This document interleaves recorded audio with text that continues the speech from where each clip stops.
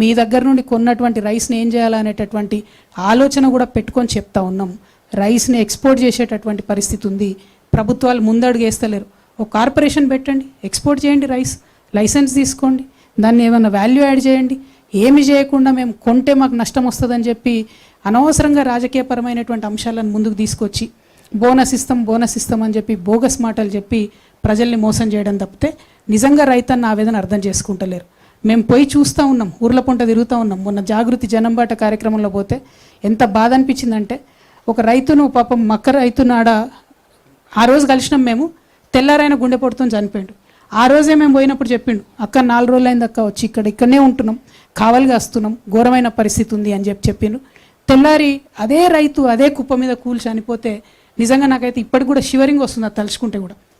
అంటే ఒక ప్రాణం అంటే మనకు ఎంత విలువ లేకుండా పోయిందంటే, ఎక్కువ మంది ఉన్నాం మనం, 140 కోట్ల మంది ఉన్నాం కాబట్టి ఒక రైతు చచ్చిపోతే ఒక చిన్న సింగిల్ కాలం వార్త అయిపోయినని తప్పితే నిజంగా ఎవరు స్పందించే పరిస్థితి లేదు. కానీ నేను స్పందించాలనుకుంటున్నాను, ఎందుకంటే జీవితం విలువ నాకు నేర్పింది.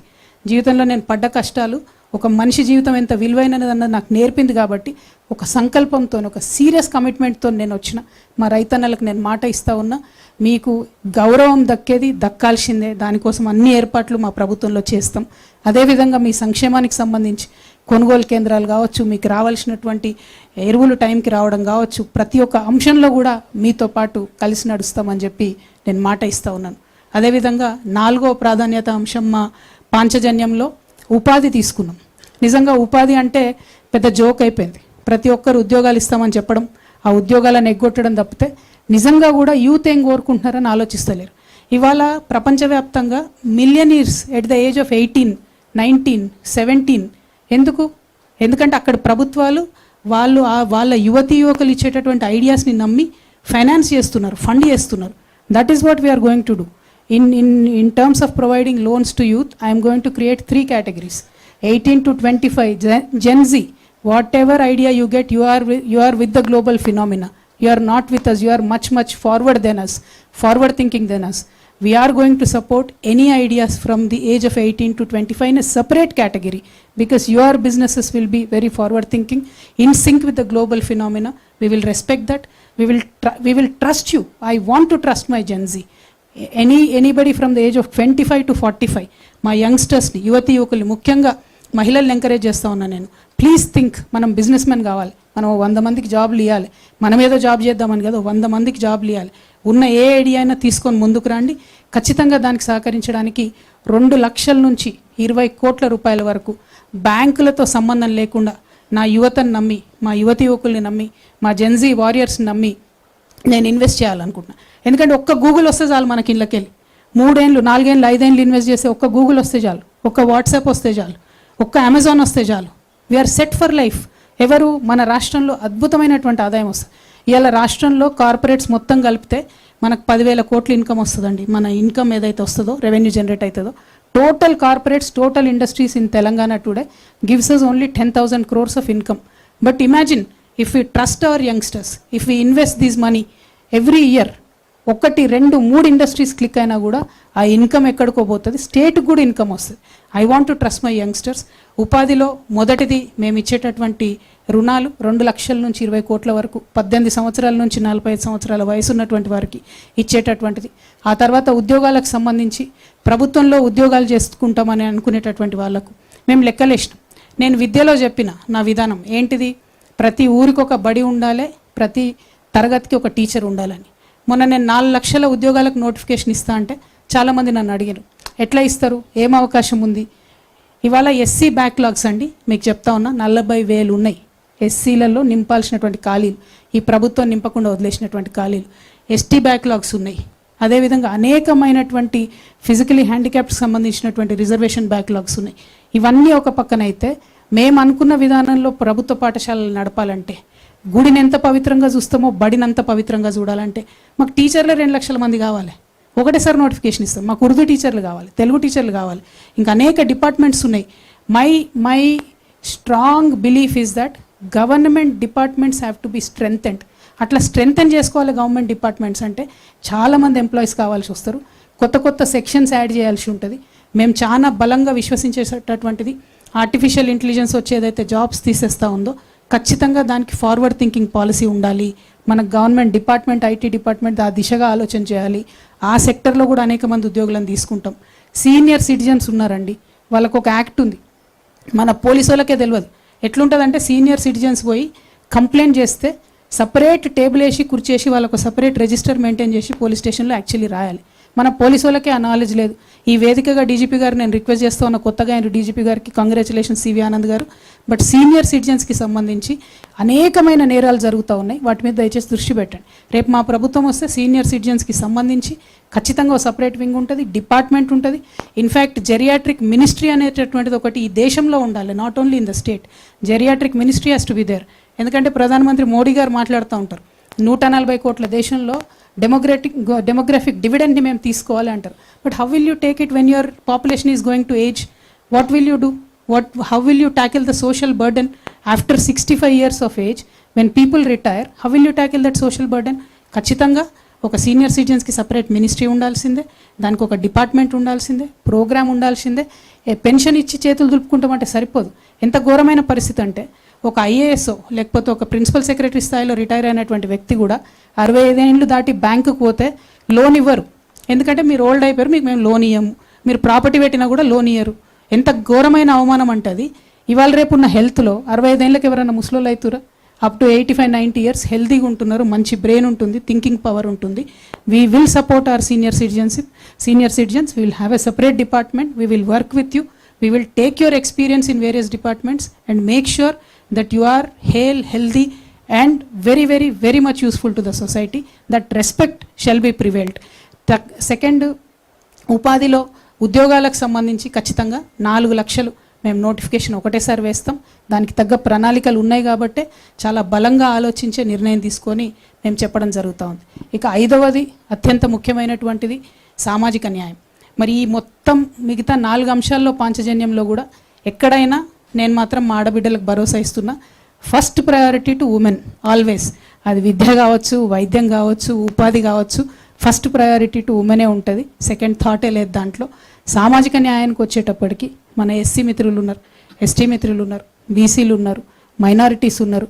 సామాజిక న్యాయం అంటే అగ్రవర్ణాల్లో ఉన్న పేదలకు జరగాల్సిన న్యాయం కూడా సామాజిక న్యాయంలో భాగంగానే వస్తుంది.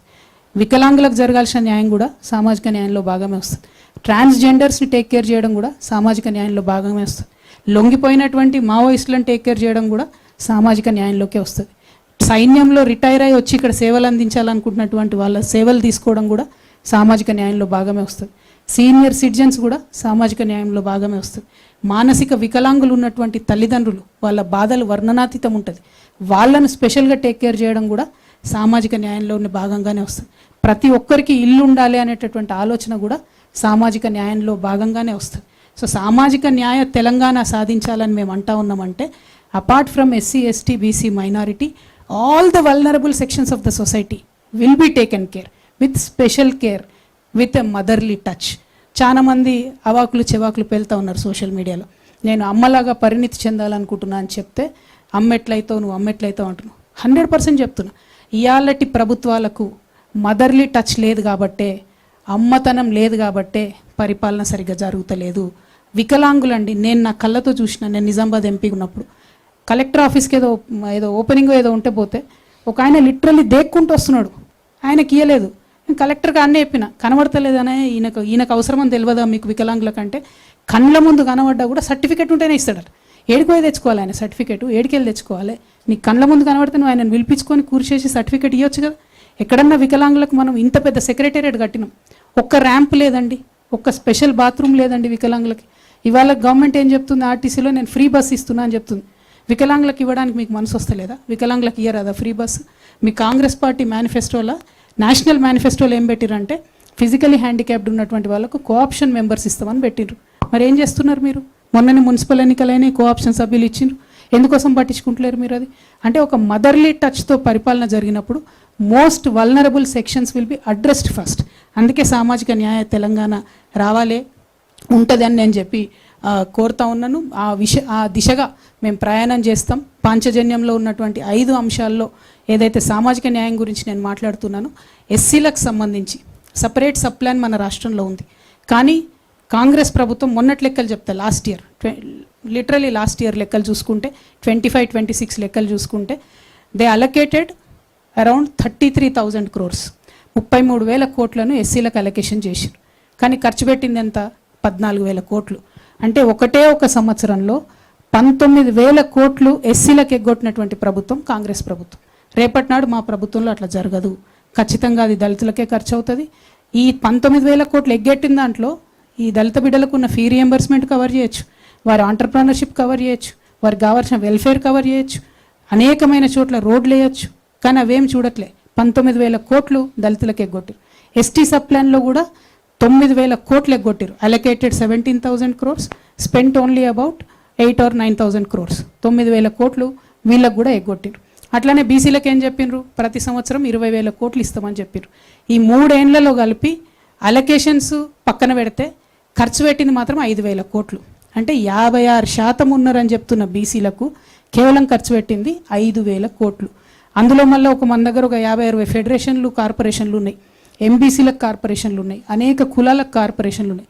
ఒక్కటంటే ₹1 కూడా ఇవ్వలేదండి. ఎంబీసీ కార్పొరేషన్కి ₹1 ఇవ్వలే, ఎవరికి ₹1 ఇవ్వలే. మొత్తం లిస్ట్ ఉంది, తర్వాత మీకు సర్క్యులేట్ చేయమని చెప్తాను నేను. ₹1 కూడా ఇవ్వలే. అంటే అలొకేటెడ్ ఫండ్స్ హక్కుభుక్తంగా వచ్చినటువంటి డబ్బుల్ని కూడా ఖర్చు చేయకపోవడం. ఇక మైనారిటీస్కి ఏం చెప్పిండ్రు? बहुत बातें बोले माइनॉरिटीज़ को, 400 करोड़ देते बोल के बोले. अलोकेशन हर साल 400 करोड़ करे, खर्च बिल्कुल नहीं करे. वक्फ के ज़मीनों को जुडिशियल स्टेटस देते बोल के रेवंत रेड्डी साहब भी बोले. मैं पिछली सरकार की बात नहीं कर रही हूँ, अब की जो सरकार है इनके जो वायदे हैं, हम कुछ आसमान नहीं पूछ रहे, फलक देने के लिए नहीं पूछ रहे.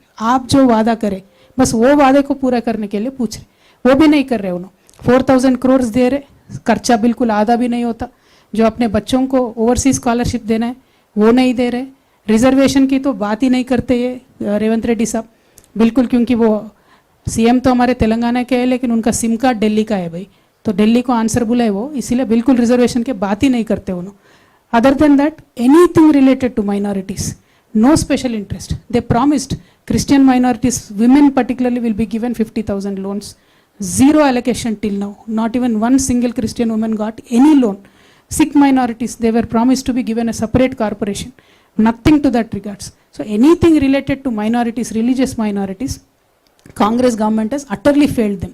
So in this sense, ఈ కాంగ్రెస్ ప్రభుత్వాన్ని మనము అనేక రకాలుగా చెప్పొచ్చు, బట్ మా పాంచజన్యాన్ని నేను పూర్తి చేసి మళ్ళీ అటువైపు వెళ్తా. సో అల్టిమేట్గా మేము అనుకునేటటువంటి పాంచజన్యం అనేటటువంటి కార్యక్రమంతో